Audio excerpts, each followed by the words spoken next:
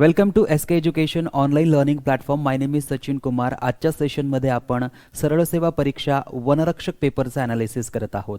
कालच्या भागामध्ये आपण वनरक्षक पेपरचं ॲनालिसिस करताना पहिले 15 प्रश्नांचं ॲनालिसिस केलं होतं. आता आपण राहिलेल्या प्रश्नांचं ॲनालिसिस करणार आहोत. पुढील काही काळात म्हाडा तसेच इतर काही सरळ सेवा परीक्षा होणार आहे आणि नवीन सरळ सेवा परीक्षांचं नोटिफिकेशन देखील येणार आहे. आणि म्हणून या सर्व परीक्षांना बघता आपल्याला इंग्रजीची तयारी करणं फार महत्त्वाचं आहे. आणि इंग्रजी हा विषय या सर्व सरळ सेवा परीक्षांमध्ये एक किंग मेकर सब्जेक्ट असतो आणि म्हणून इंग्रजीत आपल्याला चांगले मार्क्स मिळणं फार आवश्यक आहे. आणि हे चांगले मार्क्स मिळण्यासाठी अशा प्रश्नांचा सराव होणं आपल्यासाठी फार गरजेचं आहे. आणि म्हणून आपण या व्हिडिओच्या माध्यमातून वेगवेगळ्या प्रश्नांचा सराव करून घेत आहोत. तर चला सुरुवात करूया राहिलेल्या प्रश्नांचं ॲनालिसिस. हे प्रश्न खूप चांगल्या दर्जाचे आहेत. या प्रश्नांची क्वालिटी खूप चांगली आहे म्हणून आपण या पेपर्सपासून ॲनालिसिस सुरू करत आहोत. त्यानंतर आपण तलाठी पेपर्स आहेत त्यांचं ॲनालिसिस करणार आहोत. त्यानंतर सप्लाय इन्स्पेक्टर्सचे पेपर्स आहेत त्याचं ॲनालिसिस करणार आहोत. त्यानंतर राज्य गुप्त वार्ता विभागातर्फे झालेल्या काही पेपर्सचं आपण ॲनालिसिस करणार आहोत. त्यानंतर फायनान्स डिपार्टमेंटतर्फे झालेल्या पेपर्सचंही आपण ॲनालिसिस करणार आहोत. तर जवळपास आपण 60 ते 70 पेपर्सचं ॲनालिसिस आपल्या या यूट्यूब चॅनलवर इंग्रजी विषयाचं करणार आहोत. त्यामुळे प्रत्येक व्हिडिओ हा सर्वांनी शेवटपर्यंत पाहायचा जेणेकरून आपल्याला प्रश्नातील पॅटर्न आणि दर्जा हे दोघंही कळेल आणि येणाऱ्या परीक्षेमध्ये आपल्याला इंग्रजीमध्ये चांगले मार्क्स मिळतील. सुरुवात करूया पहिल्या प्रश्नाला.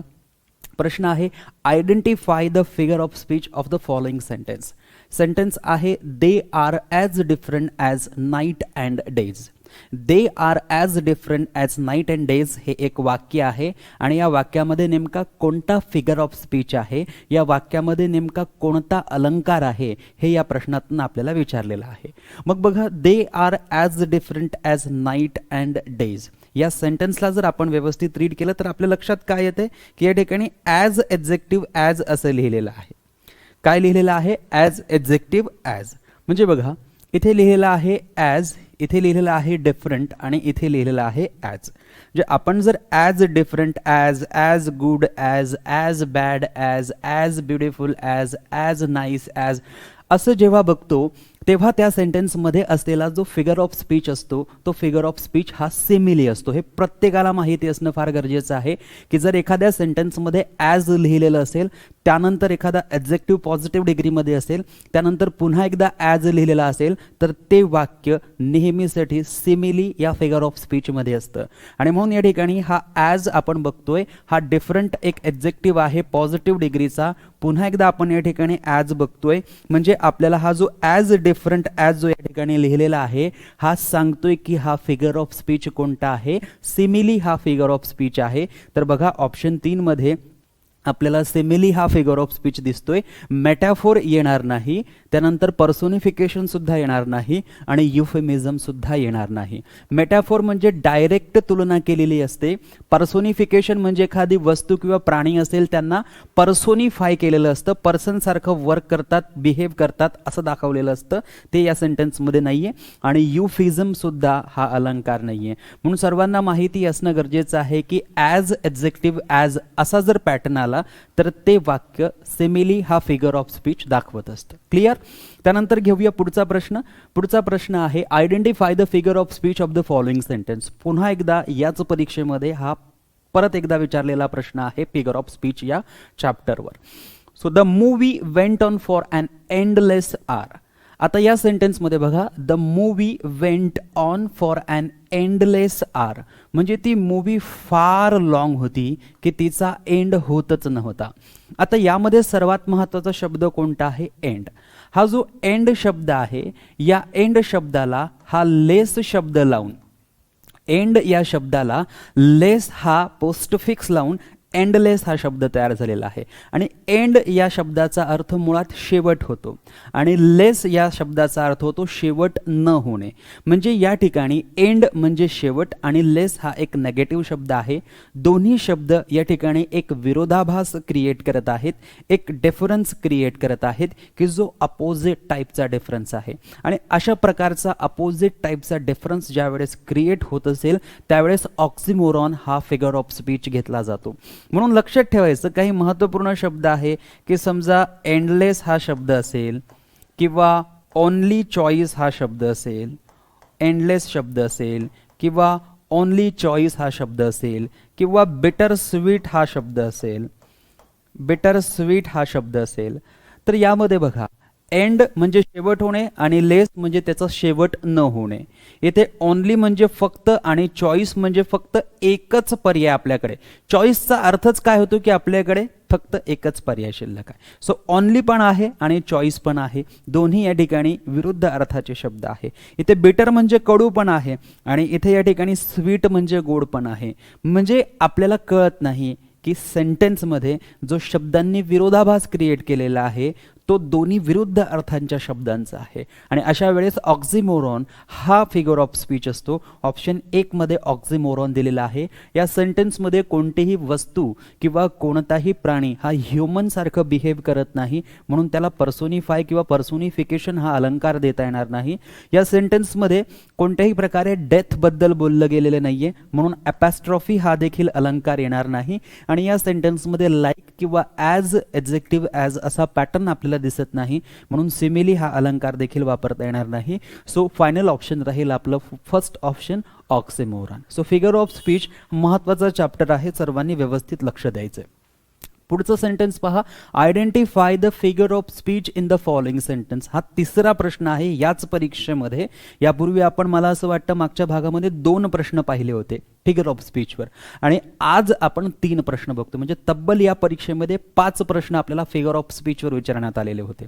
म्हणून सरळ सेवा परीक्षेचं पॅटर्न जर हार्ड करायचं असेल, सरळ सेवा परीक्षेचं पॅटर्न जर अवघड करायचं असेल तर सरळ सेवा परीक्षांमध्ये हे लोक काय करतात, एकतर शब्दार्थाचा भरणा देतात म्हणजे शब्द खूप देतात किंवा मग फिगर ऑफ स्पीचचे एक्झाम्पल्स देतात.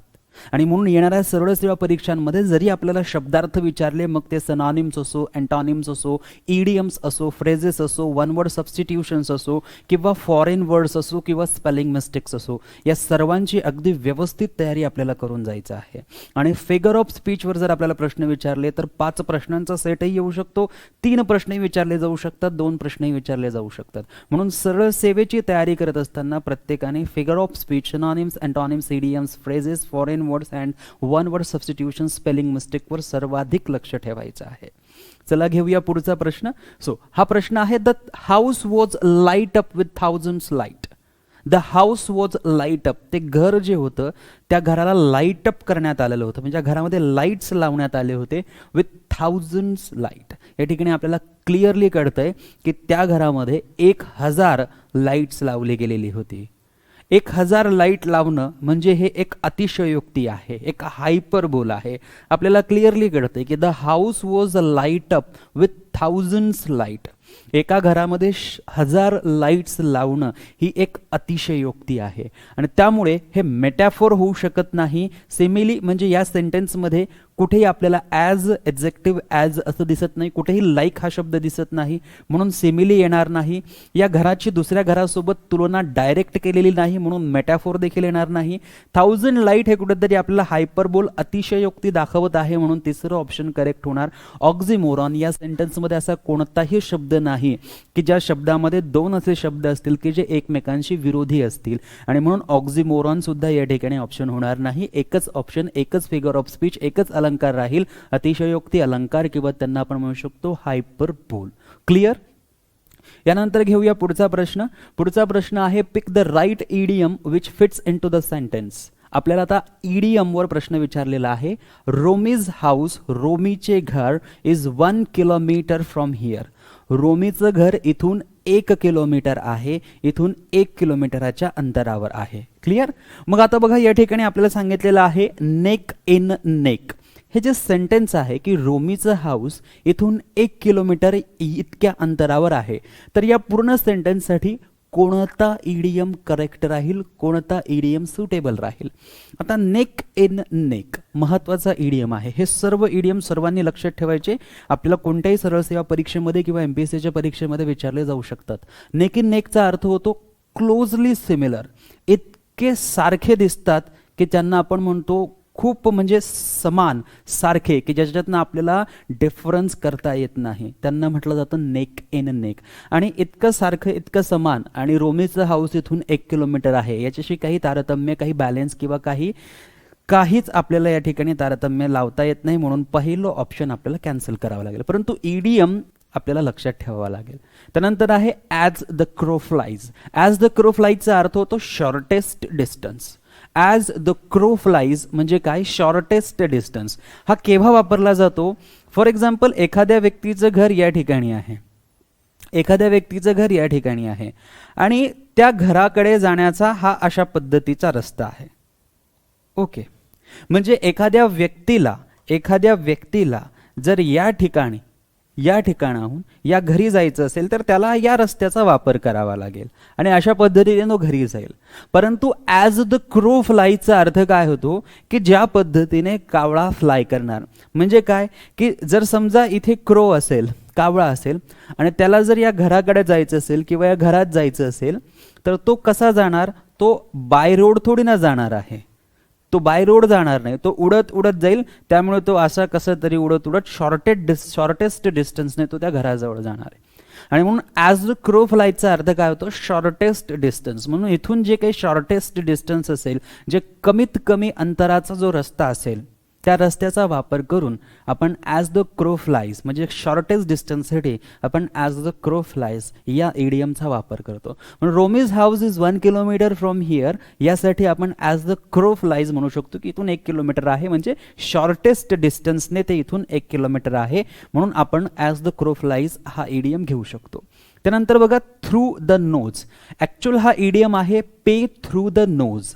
पे थ्रू द नोजचा अर्थ काय होतो? समजा तुम्ही मार्केटमध्ये गेलात आणि एखादी वस्तू जी आहे तिची किंमत 1000 रुपीज आहे, म्हणजे ती 1000 रुपीजपर्यंत परचेस केली जायला हवी होती, परंतु 1000 रुपीजच्या वस्तूसाठी तुम्ही 2000 किंवा 5000 रुपीज मोजलेत. म्हणजे वाजवी दरापेक्षा जास्त किंमत जेव्हा तुम्ही देतात तेव्हा त्यांना म्हटलं जातं paying through the knows. So someone has paid through the knows याचा अर्थ होतो की कुणीतरी वाजवीपेक्षा जास्त किंमत जी आहे ती मोजलेली आहे, वाजवीपेक्षा जास्त किंमत जी आहे ती दिलेली आहे. या सर्व इडियम्सचा अर्थ सर्वांनी लक्षात ठेवायचा. या प्रश्नासाठी ॲज द क्रो फ्लाइज हे इडियम महत्त्वपूर्ण आहे, परंतु पुढील सर्व सरळ सेवा परीक्षा लक्षात घेता सर्व इडियम्स महत्त्वाचे आहेत. In order of the day. In order of the day म्हणजे त्या दिवसाची ती परंपरा असते. जे फॉर एक्झाम्पल आपण कॉलेजमध्ये असतो त्यावेळेस एव्हरी वेन्सडेला आपल्याला जो युनिफॉर्म असतो त्याच्यामधनं सूट मिळते, म्हणजे आपण सिव्हिल ड्रेसमध्ये तेव्हा जाऊ शकतो, किंवा संडेला प्रॉबेबली सुटी असते. म्हणजे एखाद्या दिवसाची जी काही परंपरा असते प्रत्येक सिच्युएशननुसार, ऑर्गनायझेशननुसार, प्रत्येक कंडिशननुसार त्याला आपण in order of the day म्हणतो. क्लिअर? सो या ठिकाणी हे सुद्धा आपलं ऑप्शन होत नाही, आपलं ऑप्शन होणार ॲज द क्रो फ्लाइज. परंतु चारही इडियम्स आपल्या सर्वांसाठी भविष्याच्या दृष्टिकोनातून महत्त्वाचे आहेत, म्हणून ते तुम्हाला मी सर्व अर्थ सांगितले. यानंतर बघा, pick the right idiom which fits into the sentence. She has dot dot dot in her life following her illness. She has dot dot dot in her life. तिने तिच्या लाईफमध्ये काहीतरी केलेलं आहे. फॉलोइंग हर इलनेस, तिची illness clear झाल्यानंतर तिचे इलनेसला लक्षात घेता. आता बघा, turned a new leaf. Turned a new लीफचा अर्थ होतो नवीन सुरुवात करणे. टू टर्न अ न्यू लीफचा अर्थ होतो नवीन सुरुवात करणे. मग बघा, she has turned a new leaf in her life. तिने तिच्या जीवनाची नवीन सुरुवात केलेली आहे. फॉलोइंग हर इलनेस म्हणजे तिला जी काही इलनेस झाली होती त्या इलनेस नंतर तिने तिच्या जीवनाची नवीन सुरुवात केलेली आहे. सो हे इडियम आपल्याला करेक्ट बॅलन्स करते असं आपण म्हणू शकतो. परंतु बाकीचे इडियमचे लक्षात घेता महत्त्वाचे आहे. Cut a sorry figure. Cut a sorry figure या परीक्षेत देखील विचारलेला आहे, यापूर्वीच्या सरळ सेवा परीक्षांमध्ये देखील विचारलेला आहे आणि MPSCच्या परीक्षेने देखील कट अ सॉरी फिगर हा इडियम जोड्या लावांच्या स्वरूपात विचारलेला आहे. कट अ सॉरी फिगरचा अर्थ होतो to make bad impression. To make bad impression और टू प्रोड्यूस बॅड इम्प्रेशन. जेव्हा बॅड इम्प्रेशन प्रोड्यूस होतं त्याला आपण म्हणतो to cut a sorry figure. आणि यामध्ये cut a sorry figure bad इम्प्रेशनचा तिच्या लाईफमध्ये काहीही संबंध येत नाही. त्यानंतर आहे eat in her own word. Eaten her own word किंवा इटन समवन्स वर्ड किंवा इट आर ओन वर्ड असं जरी इडियम असलं तर याचा अर्थ होतो की आपली चूक कबूल करणे. To admit the mistake which we have made. जी काही मिस्टेक आपण केलेली आहे ती मिस्टेक जेव्हा आपण कबूल करतो, जी काही चूक आपल्याकडनं झालेली आहे ती चूक जेव्हा कबूल करतो, ॲडमिट करतो, त्याला आपण म्हणतो I am eating my own words. मी माझी चूक कबूल करतो. त्यानंतर आहे give a white carpet reception. Actually असा इडियम नाहीये हा. व्हाईट कार्पेट रिसेप्शन नसून हा रेड कार्पेट रिसेप्शन आहे. रेड कार्पेट रिसेप्शन आहे आणि रेड कार्पेट रिसेप्शनचा अर्थ होतो की कुणाचं तरी खूप चांगल्या पद्धतीने वेलकम करणे आणि खूप चांगल्या पद्धतीने त्याचं ट्रीट करणे.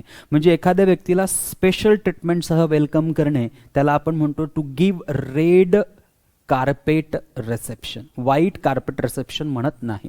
सो हे सर्व इडियम्स लक्षात ठेवायचे. टर्न अ न्यू लीफ, नवीन जीवनाची सुरुवात करणे.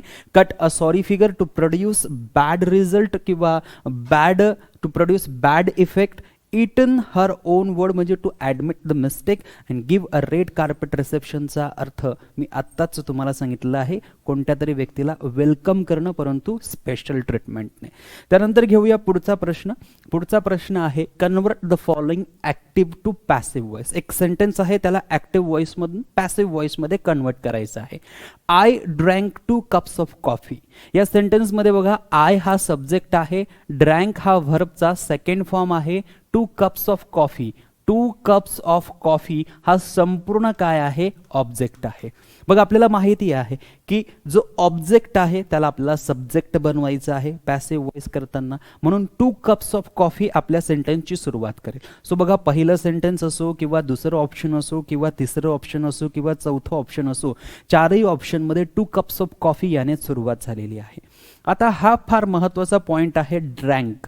ड्रँक व्हर्बचा सेकंड फॉर्म आहे आणि जेव्हा जेव्हा सेंटेन्समध्ये व्हर्बचा सेकंड फॉर्म असेल तेव्हा तेव्हा या सब्जेक्ट नंतर एकतर वॉज येणार किंवा वर येणार. आता इथे 2 cups ऑफ कॉफी आहे म्हणून वॉज न येता वरचा वापर करावा लागेल. सो या ठिकाणी बघा हॅडचा वापर केलेला आहे, चुकीचा आहे. इथे इजचा वापर केलेला आहे, चुकीचा आहे. इथे करेक्ट वरचा वापर केलेला आहे, बरोबर आहे. इथे अचानक विल आलेला आहे, मग हे चुकीचं आहे. मग बघा पहिलं हॅड असल्यामुळे पहिलं ऑप्शन कॅन्सल होणार, दुसऱ्या ऑप्शनमध्ये इज असल्यामुळे दुसरं ऑप्शन कॅन्सल होणार, चौथ्या ऑप्शनमध्ये विल असल्यामुळे चौथा ऑप्शन कॅन्सल होणार. फक्त एकच ऑप्शन शिल्लक राहील, ऑप्शन 3, आणि हेच आपलं करेक्ट पॅसिव्ह व्हॉइस होणार. या वर नंतर हा जो ड्रँक V2 आहे याचा हा ड्रंक V3 झाला. त्यानंतर आपण बाय लिहिला आणि हा जो सब्जेक्ट आहे आय हा ऑब्जेक्टमध्ये गेल्यानंतर इथे याचा काय झाला, मी पुढे आला फुल स्टॉप, आणि हे आपलं वाक्य कंप्लीट झालं ॲक्टिव्ह व्हॉइसमधून पॅसिव्ह व्हॉइसमध्ये.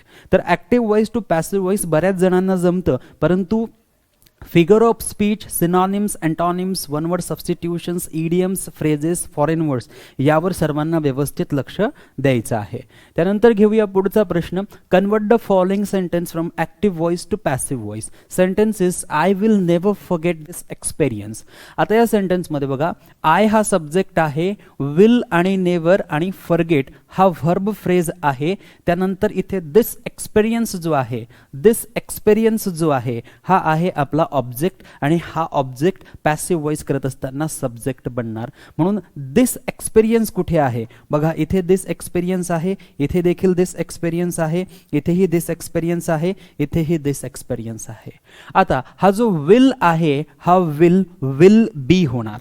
विल जो आहे तो विल बी होणार. मग इथे हा जो वुड लिहिलेला आहे हा चुकीचा आहे, इथे हा जो इज लिहिलेला आहे हा चुकीचा आहे, इथे विल बरोबर आहे, आणि इथे हा जो इज लिहिलेला आहे हा देखील चुकीचा आहे. म्हणजे चौथं ऑप्शन कॅन्सल होणार, दुसरं ऑप्शन कॅन्सल होणार, पहिलं ऑप्शन कॅन्सल होणार, एकच ऑप्शन शिल्लक राहिलं. इथे सुद्धा ऑप्शन 3च आपलं करेक्ट ऑप्शन होणार. मग आता हा नेवर शब्द जो आहे हा विल नंतर लगेचच आहे, म्हणून इथे आपण नेवर शब्द घेणार. विल साठी आपण बी चा वापर करतो, बी करणार. फॉरगेटचा V3 फॉरगॉटन होणार. त्यानंतर बाय, आणि सब्जेक्ट आय आहे, ऑब्जेक्ट झाल्यानंतर मी होईल, पुढे येणार फुल स्टॉप. अशा पद्धतीने तिसरं ऑप्शन जे आहे हे आपलं करेक्ट पॅसिव्ह व्हॉइस आहे. यानंतर घेऊया आपण पुढचा प्रश्न बघा, convert the following active to passive voice. तिसरा प्रश्न आहे या परीक्षेमध्ये ऍक्टिव्ह टू पॅसिव्ह व्हॉइसचा. Seema read that book. आता बघा या सेंटेन्समध्ये सीमा हा सब्जेक्ट आहे, परंतु हा जो रेड आहे हा व्हर्बचा सेकंड फॉर्म आहे, हा व्हर्बचा फर्स्ट फॉर्म नाहीये. बघा इथे व्हर्बचा फर्स्ट फॉर्म जर असता तर रेडला एस लागणं महत्वाचं होतं. सीमा सब्जेक्ट असल्यामुळे रीड हा जो या ठिकाणी वापरलेला आहे हा V2 म्हणून वापरलेला आहे, म्हणून तो रेड होणार, तो रीड होणार नाही. आणि तो जर रीड असता तर त्याला एस लावणं गरजेचं असतं, परंतु इथे एस लागलेला नाही, म्हणजे हा पास्ट इंडेफिनिट टेन्स आहे, म्हणजेच हा काय आहे, व्हर्बचा सेकंड फॉर्म आहे. आणि याच्यानंतर काय लिहिलेलं आहे, दॅट बुक लिहिलेला आहे. सो हे जे दॅट बुक आहे हे ऑब्जेक्ट आहे आणि पॅसिव्ह व्हॉइस मध्ये हेच आपलं सब्जेक्ट बनणार. म्हणून दॅट बुकने कुठे कुठे सुरुवात झाली, येथे सीमाने सुरुवात झाली म्हणजे हे कॅन्सल. इथे दॅट बुक आहे, इथे देखील दॅट बुक आहे, म्हणजे एकतर या दोन पैकी एक ऑप्शन बरोबर असेल. इथे सीमाने सुरुवात झालेली आहे म्हणजे चौथा ऑप्शन कॅन्सल होणार. आता बघा दॅट बुक आहे आणि हा रेड व्हर्बचा सेकंड फॉर्म आहे. व्हर्बचा सेकंड फॉर्म असेल तर सब्जेक्ट नंतर वॉज किंवा वर यूज करावा लागेल, परंतु इथे बघा दॅट बुक आहे, दॅट बुक, बुकची संख्या 1 आहे, म्हणून वॉजचा वापर करावा लागेल, वरचा वापर करावा लागणार नाही. म्हणून इथे इजचा वापर हा मुळात चुकीचा आहे, वॉजचा वापर बरोबर होईल. इथे इज वापरल्यामुळे दुसरं ऑप्शन कॅन्सल झालं. आता बघा इथे वॉज आहे, त्यानंतर हा रेड जो आहे V2 हा V3 मध्ये कन्वर्ट होईल, त्याचा V3 हा नेहमी रेडच होतो.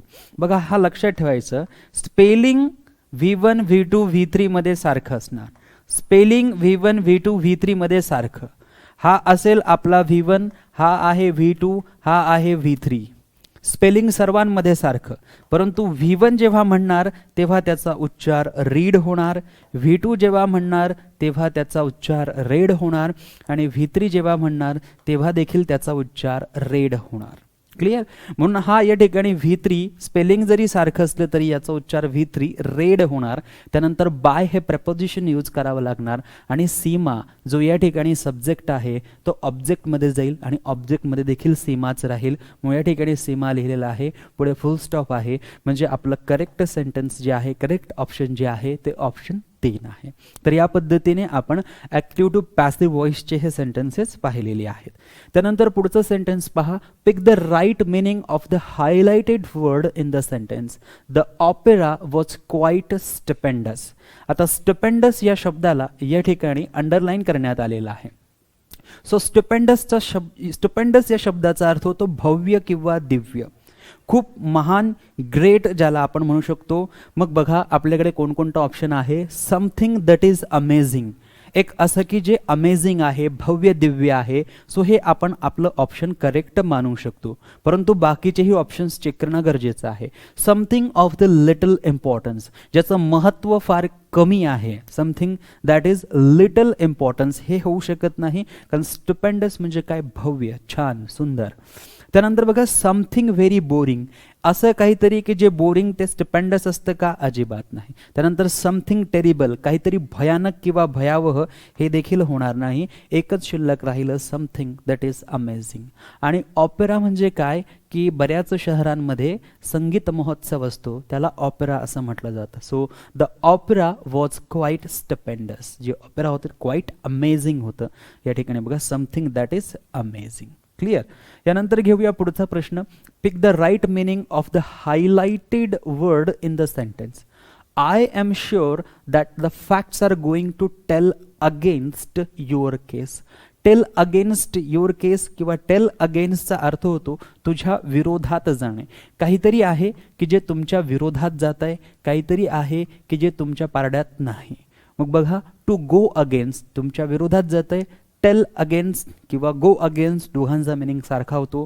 त्यानंतर लूज ड्यू टू केअरलेसनेस होऊ शकत नाही, टू कम आउट येणे होऊ शकत नाही, अफेक्ट नेगेटिव्हली हे सुद्धा नाही. क्लिअर. सो लक्षात ठेवायचं, टेल अगेन्स्ट म्हणजे गो अगेन्स्ट, काहीतरी तुमच्या विरोधात जात आहे ते. त्यानंतर बघा pick the right meaning of the highlighted word in the sentence. Sentences take some edible food when you go there. जेव्हा तू तिथे जाणार तेव्हा काही एडिबल फूड घे. एडिबल म्हणजे काय, खाण्यायोग्य. एडिबल म्हणजे काय? खाण्यायोग्य, म्हणजे चांगलं जे काही फूड असेल ते तिथे गेल्यानंतर तू खा. मग बघा अनपॅलेटेबल. अनपॅलेटेबलचा अर्थ होतो की अतिशय खराब अन्न ज्याला आपण म्हणतो ते अनपॅलेटेबल आहे. सो एडिबलचा अर्थ अनपॅलेटेबल होत नाही, हा त्याच्या विरुद्ध अर्थाचा शब्द आहे. त्यानंतर डायजेस्टिबल. एडिबलचा अर्थ खाण्यायोग्य, म्हणजे जे डायजेस्ट होऊ शकतं असं अन्न होऊ शकतं का? ऑब्व्हियसली आपण डायजेस्टिबल म्हणू शकतो. त्यानंतर आहे जंक. खाण्यायोग्य फूड हे जंक फूड असतं का? नाही.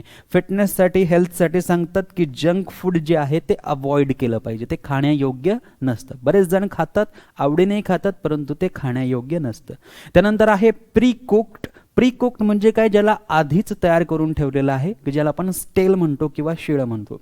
बऱ्याच बाहेरच्या देशांमध्ये अनेक दिवस फ्रीजमध्ये प्री कुक्ड केलेलं अन्न ठेवलेलं असतं, मग त्याला आपण प्री कुक्ड असं म्हणतो. ते खाण्यायोग्य मानलं जातं का? हेल्थनुसार, आरोग्यशास्त्रानुसार त्यांना खाण्यायोग्य मानलं जात नाही, म्हणून प्री कुक्ड येणार नाही. सो करेक्ट आहे digestible, something that can be digested, जे डायजेस्ट होऊ शकतं ते अन्न खाणे म्हणजेच काय? एडिबल, खाण्यायोग्य. त्यानंतर जाऊया पुढच्या प्रश्नाकडे. प्रश्न आता संपलेले आहेत, तर जितके प्रश्न होते या परीक्षेमध्ये ते सर्व प्रश्न घेण्याचा पूर्ण प्रयत्न केलेला आहे. या प्रश्नांमध्ये, या परीक्षेमध्ये, या पेपरमध्ये जर तुम्ही पाहिलं असेल तर मोस्ट ऑफ द क्वेश्चन्स हे वर्ड्सवर आधारित होते, ज्यापैकी सिनॉनिम्स होते, ज्यापैकी एंटॉनिम्स होते, ज्यामध्ये इडियम्स पाहायला मिळाले. Most of the questions figure of स्पीचचे आपल्याला पाहायला मिळाले आहेत आणि तब्बल 4 प्रश्न आपल्याला active voice to passive voice बघायला मिळाले आहेत. त्यामुळे सरळ सेवेची परीक्षा जेव्हा आपण देणार असणार किंवा सरळ सेवेच्या परीक्षेला जेव्हा आपण जाणार तेव्हा synonyms, antonyms, idioms, one word substitutions, phrases, spelling mistakes आणि फॉरेन वर्ड्स जे आहेत हे व्यवस्थित आपल्याला करून जायचं आहे. या सर्व व्हिडिओजच्या माध्यमातून अत्यंत महत्त्वपूर्ण मोस्ट एक्सपेक्टेड क्वेश्चन्स जे आहेत ते आपण आपल्या यूट्यूबच्या या व्हिडिओच्या माध्यमातून तुमच्याकडून करून घेत आहोत. असेच व्हिडिओज दररोज तुम्हाला देण्याचा प्रयत्न राहील. आणि जर तुम्हाला व्हिडिओचा कालावधी वाढवून हवा असेल, म्हणजे आपण आता जे व्हिडिओज बनवत आहोत त्यामध्ये एक पेपरचं विश्लेषण करताना आपण 2 व्हिडिओज बनवत आहोत, परंतु तुम्हाला जर बघायला वेळ असेल तर आपण एकाच व्हिडिओमध्ये सर्व प्रश्न समाविष्ट करण्याचा प्रयत्न करू, म्हणजे एक व्हिडिओ जवळपास 1 तासाचा असण्याचा आमचा प्रयत्न असेल. तर कमेंट बॉक्समध्ये तुम्हाला सांगायचं आहे की तुम्हाला लॉंग व्हिडिओ हवा आहे की 30-35 मिनिटांचा शॉर्ट व्हिडिओ हवा आहे. सोबतच जर तुम्हाला लाईव्ह लेक्चर्स हवे असतील आपल्या यूट्यूब चॅनलवर तर तुम्ही त्या पद्धतीनेही कमेंट करा. जर कमेंट पॉझिटिव्स आले तर आपण नक्कीच लाईव्ह सेशन्स जे आहेत ते आपल्या यूट्यूबच्या सर्व व्ह्यूअर्ससाठी सुरू करूया. तर आजच्या सेशनमध्ये फक्त एवढंच थांबूया, इथेच भेटूया पुढच्या एका नवीन व्हिडिओमध्ये. तोपर्यंत चांगला अभ्यास करा. Take care, bye bye. जय हिंद, जय भारत. थँक्यू.